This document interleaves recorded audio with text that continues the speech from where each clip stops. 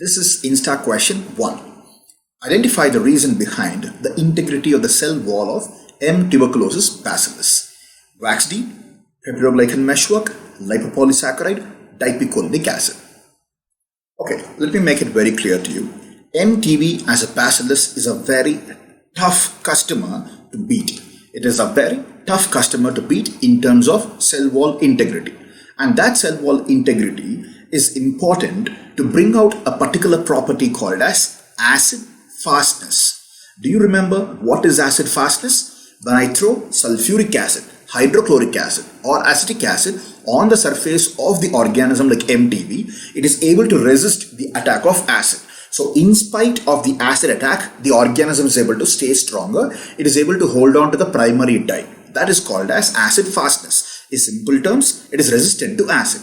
The resistance to acid can be because of both dipicolinic acid and wax D. What is wax D? Wax means the lipids who are solids at room temperature. Here we have the wax called as mycoside trehalate. And this mycoside trehalate is made up of the fatty acid called as mycolic acid and the sugar called as trehalose.